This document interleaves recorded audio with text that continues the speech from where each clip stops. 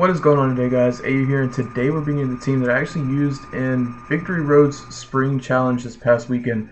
Now, if you don't know what that is, it was basically a big online tournament since pretty much everything of VGC is like shut down because of the coronavirus. Victory Road put on this huge online tournament. 370 people entered. It was 2 days, 9 rounds of Swiss on Saturday, and then Top Cut was yesterday. And I went 6-3. We started out 2-0, and then we lost to Arash Omadi. I think that was the first person we lost to. It was him, or I have their names pulled up. It was either him or it's right here somewhere. Juan Salerno, I think that's how you say his name. It was one of those two, and they were using a Sableye Charizard team, which I knew that I can't beat with this team. Like, I went into this tournament knowing I couldn't beat that team because I faced somebody on Showdown over and over that used Sableye and Charizard, and I had no idea how to beat that team.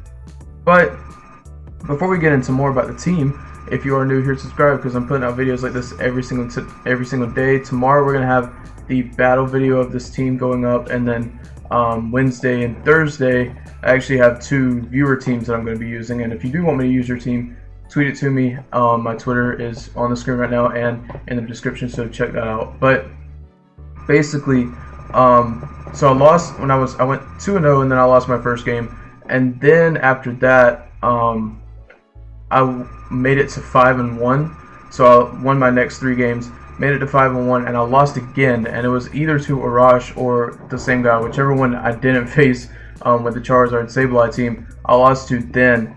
And they were using the Triple Ghost team, which I don't have a great matchup against, but I did take it to a game 3. They won game 1, I won game 2, and then basically game 3, I'm not gonna lie, they read me pretty much every turn, and pretty much wrecked me game 3.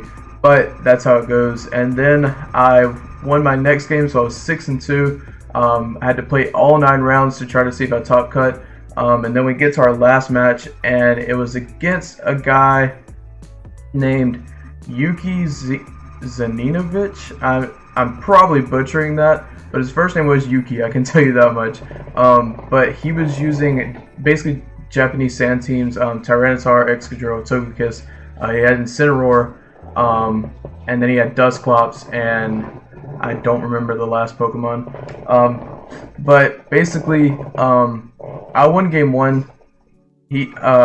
I almost won game 2. I basically lost game 2. Oh, Indeedee was his last Pokemon. I basically lost game 2 to a damage roll on his Excadrill. He was very slow and very bulky Excadrill with weakness policy, and I had Grassy Terrain up.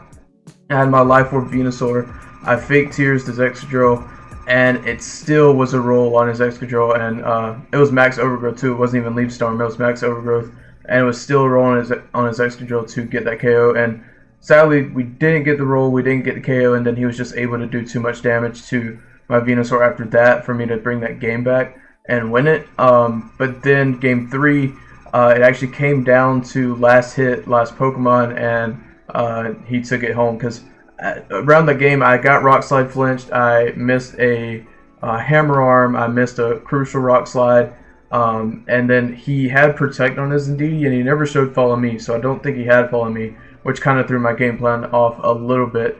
But overall, I'm happy with how we placed. We placed 38th out of 370, so top 64, and that's not bad at all. This tournament was stacked. Like, we had Wolfie, Justin Ramirez, we had Alex, Gomez, Arash Amadi, like just people all over. If you know Cable VGC, one of my friends EXTV was in there.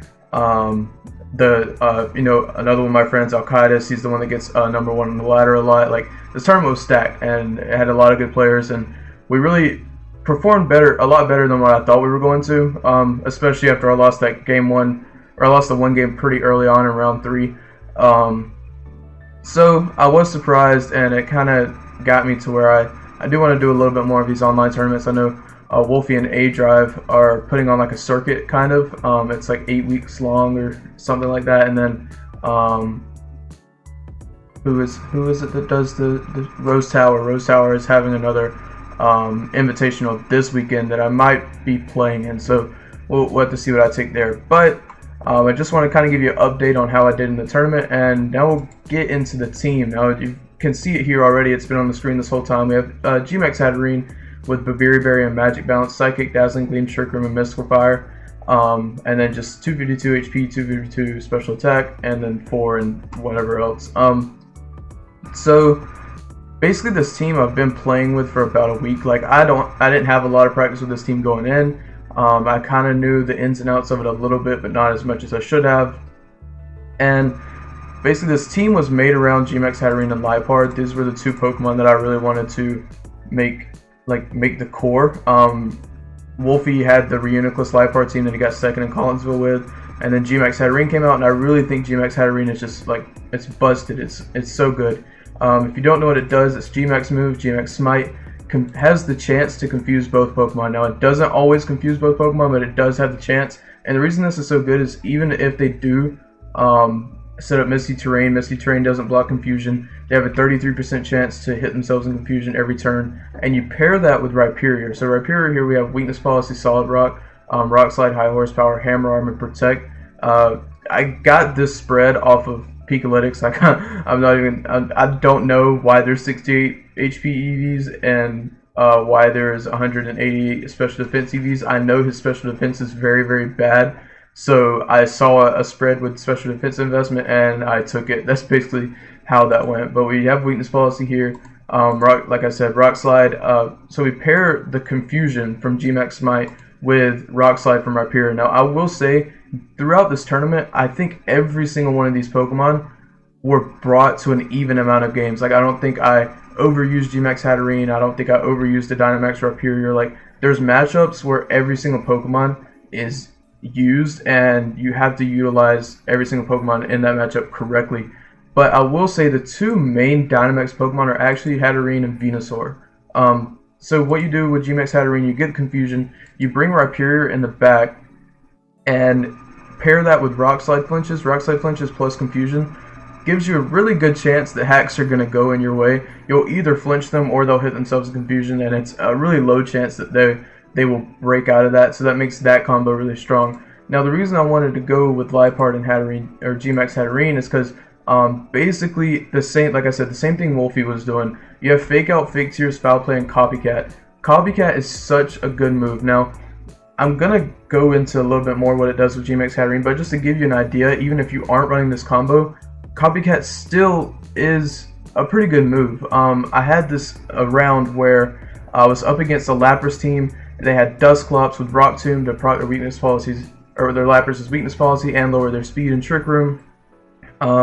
They had it was a Lapras heavy team, and I lost game 1 because I didn't know about the Rock Tomb and the weakness policy, so they kind of caught me off guard.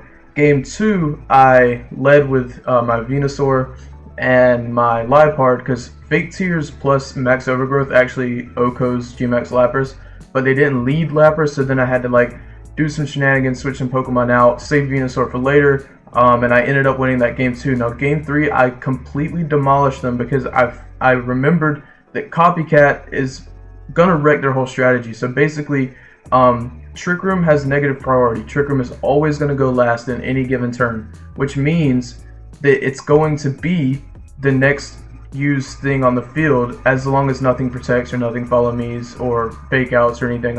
As long as Copycat is the highest priority move on the field at that point and somebody just used Trick Room, Copycat will always reverse that Trick Room at a +1 priority. So Dusclops would use Trick Room and then I'd have Liepard on the field and just Copycat, and Trick Room would reverse and I could get a hit off with my Venusaur or whatever before the Lapras got to get a hit off. So they didn't expect it, and I saved it for game 3 for that purpose, and this Copycat legit won me that whole set.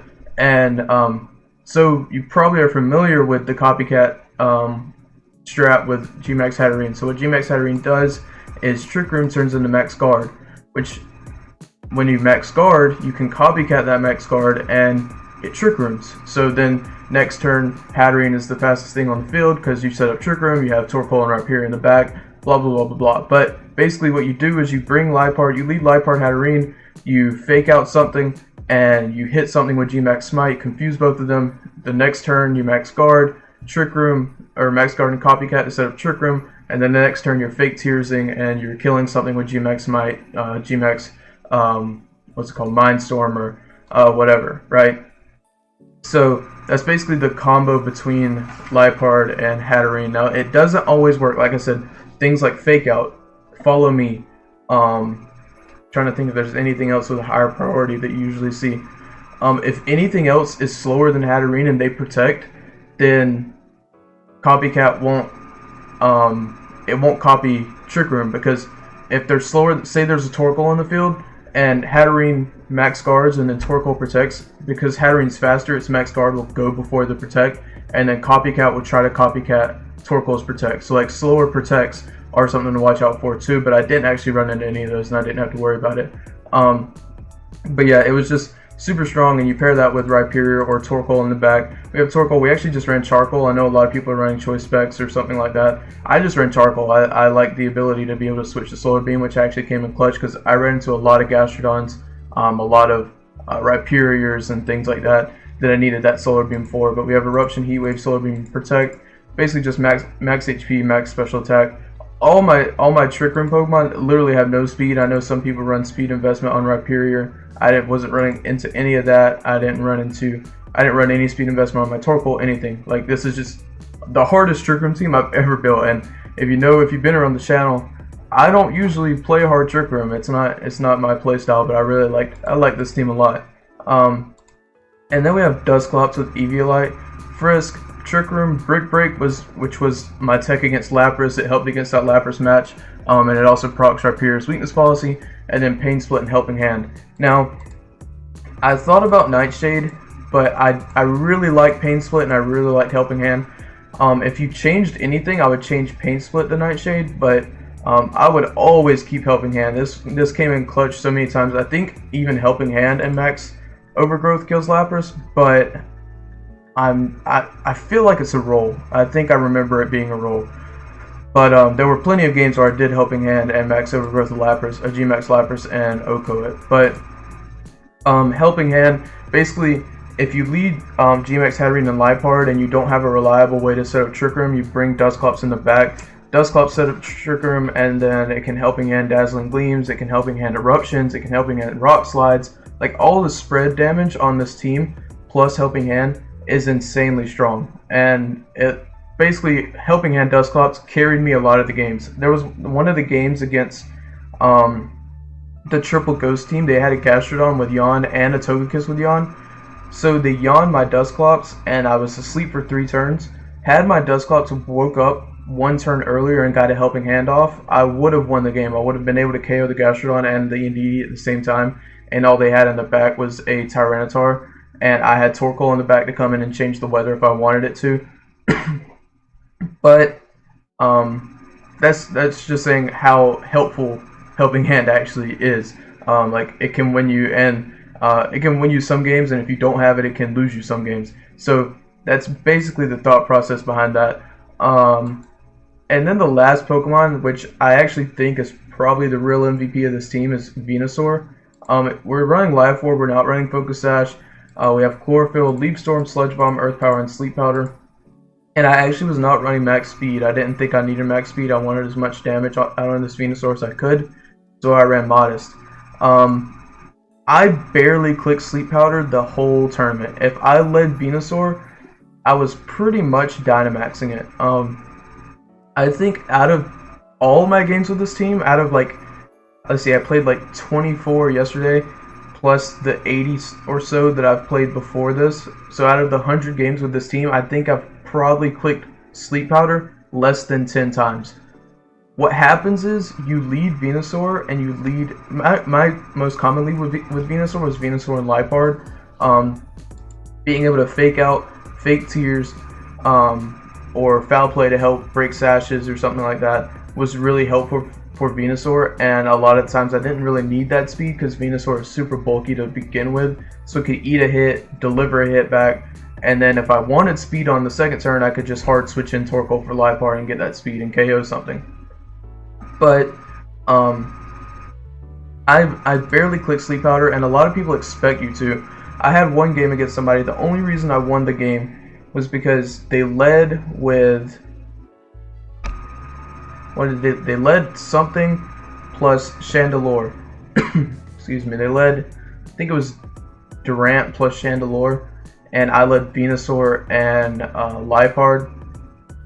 And then they switched. No, I led Venusaur and Torkoal. They switched out their Durant into Whimsicott, and then they had their Chandelure on the field. Also, their Chandelure was Flame Body for some reason, so take that into account when I'm telling you the play I made. I knew it was Flame Body when I made this play, so I knew it was a safe play. They switched out their Venusaur into Whimsicott, expecting me to Sleep Powder their Durant.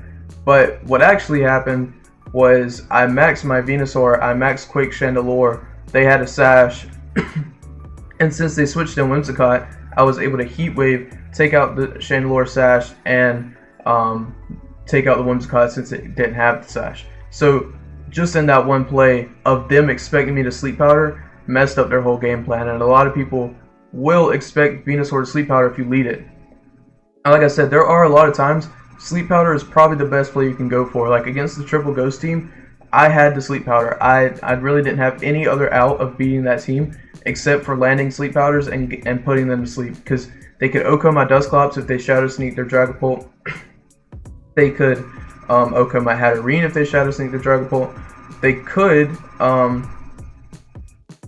like, even if I do set up the Max Guard in the Trick Room like I did one game, they can reverse it with the Mimikyu next turn, so you basically have to make sure you can kill that before they can reverse Trick Room. But even if you do that, then they can just Shadow Sneak and proc their Policy and then KO the Hatterene after that.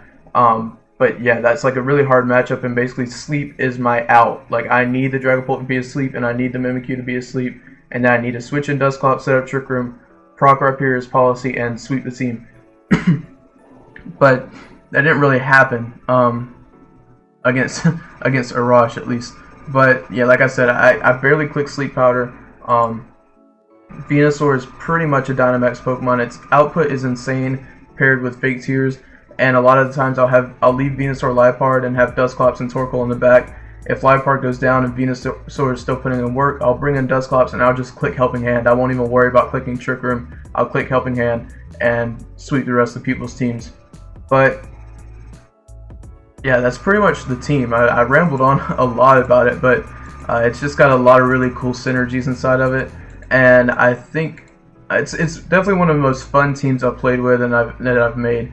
But I think you guys are going to have a lot of fun with it. I'm going to leave a PokePaste and a rental code in the description. And like I said, tomorrow we'll have the battle videos, and I'm pretty sure that's where I'm going to leave you guys. So if you like what you saw, like, comment, subscribe, and I'll catch you guys in the next one. See ya.